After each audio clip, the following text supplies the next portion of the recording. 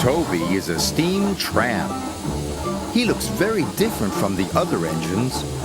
He is square and his body is made of wood. Toby is not as strong as the other engines, but he always tries his hardest. One morning, Toby was delivering some freight cars of milk. He puffed across the island and up Gordon's Hill. Gordon's Hill was very steep. Toby puffed hard. It was a long climb. Just then, Gordon arrived at the bottom of the hill. But today, the express was heavy, and Gordon had to wait for Edward to help. "Bother," huffed Gordon. Soon, Edward puffed to the rescue. He buffered up behind Gordon. Edward pushed, and Gordon pulled.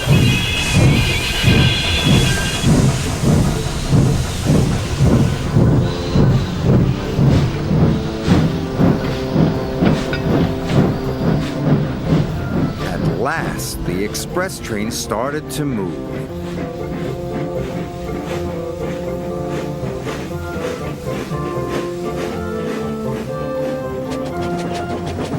Toby had finally reached the top of the hill when Gordon puffed past. "Slow, coach," Gordon puffed. "I'm trying my hardest," gasped Toby. Sniffed Gordon. "You're not even a proper engine." This made Toby feel very sad.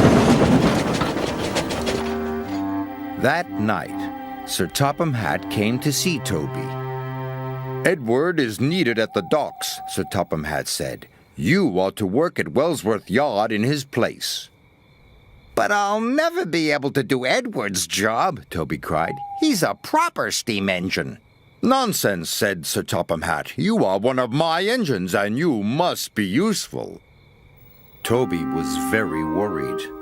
What if he wasn't useful? The next morning, Toby puffed nervously out of his shed. "I hope no one needs pushing up Gordon's Hill," puffed Toby. Toby wished he was a proper steam engine. At last, Toby arrived at Wellsworth Yard. There were lots of freight cars, and they looked very heavy. "I'll never be able to shunt all those," Toby puffed. "You can do it, Toby," called Thomas.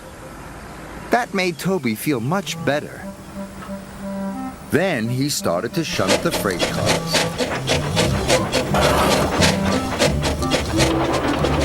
He shunted coal cars for Henry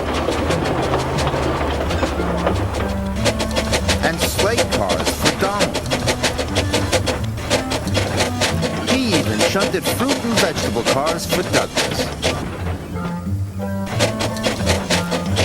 "Maybe I can do it," Toby chuffed.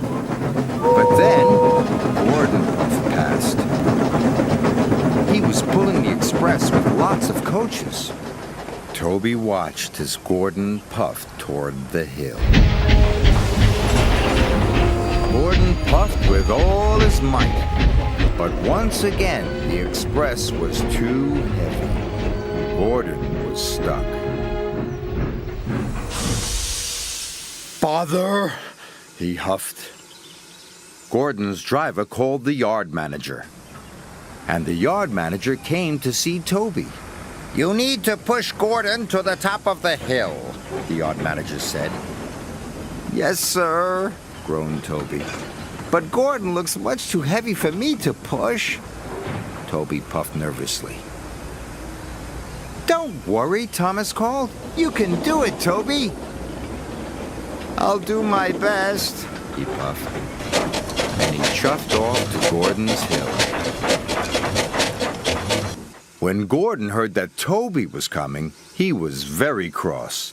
"Toby's only a steam tram," Gordon huffed. "He will never be able to push me up the hill."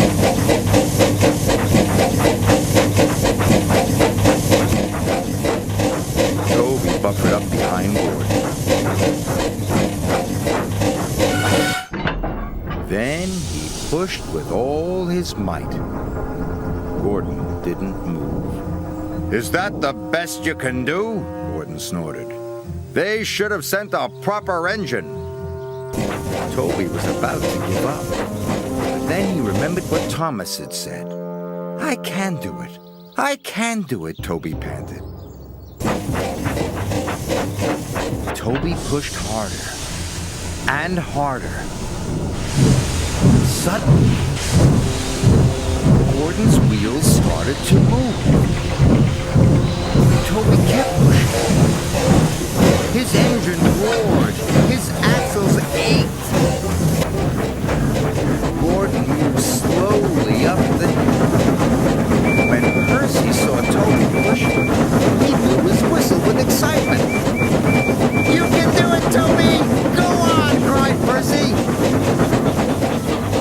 Toby huffed and puffed and chuffed, but at last he pushed Gordon right to the top of the hill.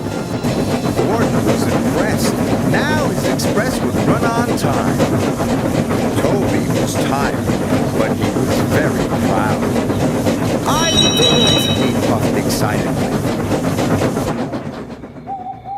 That night, Sir Topham Hatt came to see Toby. "Today, you were a very useful engine indeed," he said. "Thank you, sir," Toby chuffed. And even though Toby was a steam tram, he felt like a proper engine after all.